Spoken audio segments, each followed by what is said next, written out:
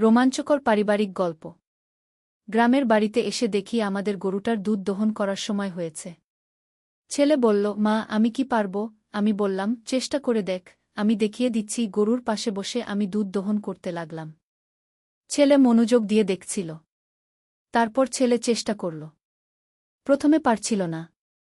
আমি তার পেছনে বসে হাত ধরে দেখিয়ে দিলাম। আমাদের হাত একসাথে গরুর ওলানে।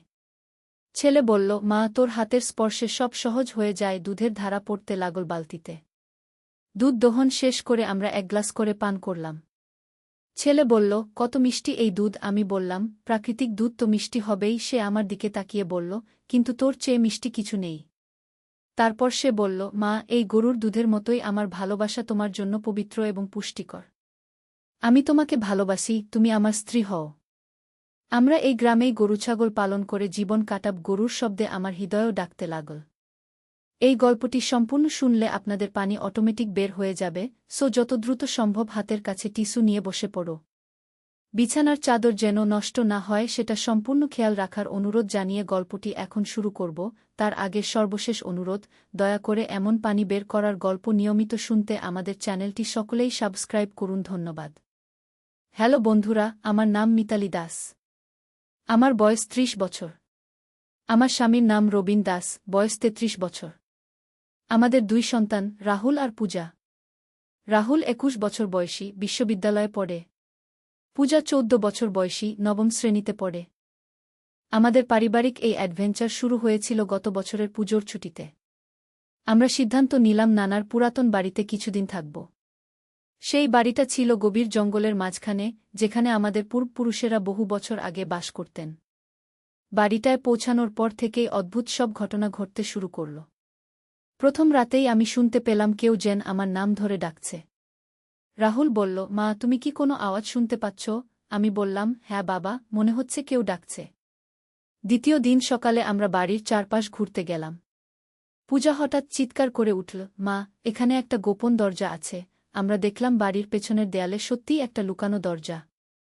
রবিন বলল, এটা খোলা ঠিক হবে তো? কিন্তু কৌতূহল আমাদের টানছিল। আমরা সবাই মিলে দরজাটা খুললাম।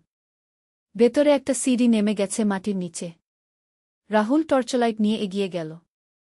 মা এখানে একটা বটকক্ষ আছে। আমরা নিচে নামলাম। সেখানে দেখলাম অসংখ্য পুরাতন বই, মানচিত্র আর অদ্ভুত যন্ত্রপাতি। একটা বইয়ের পাতায় আমাদের পারিবারিক বংশলতিকা লেখা। পূজা পড়ে শোনাল, এখানে লেখা আছে আমাদের পূর্বপুরুষেরা ছিলেন গুপ্তধন খোঁজার বিশেষজ্ঞ। রবিন একটা পুরাতন মানচিত্র খুঁজে পেল। দেখো, এটাতে আমাদের এই এলাকারই মানচিত্র। আর এখানে একটা ক্রস চিহ্ন দেওয়া আছে। মানচিত্র অনুযায়ী সেই জায়গাটা ছিল আমাদের বাড়ি থেকে প্রায় ২ কিলোমিটার দূরে জঙ্গলের মধ্যে। আমরা সিদ্ধান্ত নিলাম পরদিন সেই জায়গায় যাব। রাত্রিতে আমরা প্রয়োজনীয় জিনিসপত্র প্রস্তুত করলাম, দড়ি, কোদাল, টর্চলাইট, পানি আর খাবার। সকালে আমরা রওনা দিলাম। জঙ্গলের পথ ছিল বেশ দুর্গম। রাহুল আগে আগে পথ দেখিয়ে নিয়ে যাচ্ছিল। পূজা মাঝে মাঝে ক্লান্ত হয়ে পড়ছিল। আমি তাকে উৎসাহ দিয়ে বললাম, আরও একটু এগিয়ে যাই, হয়তো কিছু পাব। অবশেষে আমরা সেই জায়গায় পৌঁছালাম যেটা মানচিত্রে দেখানো ছিল। সেখানে একটা বড় পাথরের নিচে আমরা খনন শুরু করলাম। প্রায় ৩ ফুট খোঁড়ার পর আমাদের কোদাল কিছু শক্ত জিনিসে আঘাত করল। কি পেয়েছ? রবিন জিজ্ঞেস করল। আমরা মাটি সরিয়ে দেখলাম একটা ধাতুর বাক্স। বাক্সটা তুলে আনতে আমাদের অনেক কষ্ট হল, কারণ সেটা ছিল বেশ ভারী। বাক্সে একটা পুরাতন তালা ছিল। রাহুল একটা পাথর দিয়ে তালা ভেঙে ফেল। বাক্স খুলতেই আমরা অবাক হয়ে গেলাম। ভেতরে ছিল অসংখ্য স্বর্ণমুদ্রা, মূল্যবান রত্ন আর পুরাতন অলংকার। পূজা চিৎকার করে বলল, মা আমরা ধনী হয়ে গেছি। কিন্তু সেই মুহূর্তেই আমরা শুনতে পেলাম পাতার মর্মর শব্দ। কেউ আমাদের দিকে এগিয়ে আসছে। আমরা সবাই লুকিয়ে পড়লাম। দেখলাম ৫ জন দস্যু আমাদের দিকে আসছে। তাদের হাতে ছিল বড় বড় লাঠি। একজন বলল, এখানে কেউ খোঁড়াখুড়ি করেছে। নিশ্চয়ই কেউ গুপ্তধন খুঁজে পেয়েছে। আমাদের বুকের ভেতর ধড়ফড় করছিল। রবিন ইশারায় আমাদের শান্ত থাকতে বলল। দস্যুরা চারপাশে খুঁজতে লাগল। তাদের মধ্যে একজন আমাদের লুকানোর জায়গার কাছে চলে এল। হঠাৎ রাহুল একটা পাথর ছুঁড়ে মারল অন্যদিকে। দস্যুরা সেই দিকে দৌড়ে গেল। আমরা এই সুযোগে গুপ্তধন নিয়ে বিপরীত দিকে পালিয়ে গেলাম। বাড়িতে ফেরার পথে আমরা এক পুরাতন মন্দিরে আশ্রয় নিলাম। সেখানেই আমরা রাত কাটালাম। পরদিন সকালে আমরা বাড়িতে ফিরে এলাম। বাড়িতে পৌঁছে আমরা গুপ্তধনের সব কিছু গুনে দেখলাম। রবিন বলল, এই সম্পদ দিয়ে আমরা একটা স্কুল তৈরি করব গ্রামের বাচ্চাদের জন্য। আমি বললাম, এটাই সবচেয়ে ভালো কাজ হবে। কিন্তু আমাদের অ্যাডভেঞ্চার এখানেই শেষ নয়। 3 দিন পর গ্রামের মানুষেরা জানতে পারল আমরা গুপ্তধন পেয়েছি। কিন্তু তারা আমাদের সাহায্য করতে চাইল। গ্রামের প্রধান বললেন, আপনারা যে স্কুল বানাতে চাইছেন, আমরা সবাই সাহায্য করব। রাহুল বলল, মা, আমি স্থাপত্যবিদ্যা পড়েছি। আমি স্কুলের ডিজাইন তৈরি করব। পূজা বলল, আর আমি শিক্ষক হতে চাই। এই স্কুলেই পড়াব। 6 মাস পর আমাদের স্কুল তৈরি হল। গ্রামের 50টি বাচ্চা সেখানে ভর্তি হল। আমরা সবাই মিলে সেই স্কুল চালাতে লাগলাম। কিন্তু একদিন আমরা জানতে পারলাম যে দস্যুরা এখনও আমাদের খুঁজছে। তারা গ্রামে এসে জানতে চায় কে গুপ্তধন পেয়েছে। গ্রামের মানুষেরা আমাদের কথা গোপন রাখল। একদিন রাতে দস্যুরা আমাদের বাড়িতে হামলা করতে এলো। কিন্তু গ্রামবাসীরা আমাদের আগেই জানিয়ে দিয়েছিল। আমরা পুলিশে খবর দিয়েছিলাম। পুলিশ এসে 5 জন দস্যুকেই গ্রেফতার করল। পরে জানা গেল তারা এলাকায় অনেক অপরাধ করেছে। আমাদের দেওয়া তথ্যের জন্য পুলিশ আমাদের ধন্যবাদ জানাল। এরপর আমাদের জীবন শান্তিপূর্ণ হয়ে উঠল। স্কুলটি দিন দিন বড় হতে লাগল। রাহুল গ্র্যাজুয়েশন শেষ করে স্কুলের প্রধান শিক্ষক হল।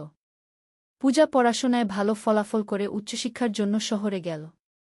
রবিন স্কুলের পাশেই একটা ছোট হাসপাতাল তৈরি করল। গ্রামের মানুষেরা এখন বিনামূল্যে চিকিৎসা পায়। আমি স্কুলে বাচ্চাদের বাগান করা শেখাই। আমাদের এই অ্যাডভেঞ্চারের কথা এলাকায় ছড়িয়ে পড়েছে। অনেক পর্যটক এসে আমাদের স্কুল দেখে যায়। কেউ কেউ অনুদানও দেয়া। গত মাসে একটি টেলিভিশন চ্যানেল এসে আমাদের গল্প শুনে গেল। তারা একটা ডকুমেন্টারি তৈরি করবে বলেছে। রাহুল বলল, মা, আমাদের গল্প শুনে আরও মানুষ উৎসাহিত হবে ভালো কাজ করতে। এখন আমরা পরিকল্পনা করছি আরেকটি অ্যাডভেঞ্চারের। শুনেছি পাশের জেলায় একটি পুরাতন রাজবাড়িতে আরও গুপ্তধন লুকানো আছে। আমরা সেখানে যাব এবং যা পাব তা দিয়ে একটা অনাথ আশ্রম তৈরি করব। পূজা ছুটিতে বাড়ি এসেছে। সে বলেছে, মা, আমিও এই অ্যাডভেঞ্চারে যোগ দিতে চাই। রবিন বলল, এবার আমরা আরও ভালো প্রস্তুতি নিয়ে যাব। আমাদের পরিবারের এই অ্যাডভেঞ্চার জীবনে নতুন মাত্রা এনে দিয়েছে।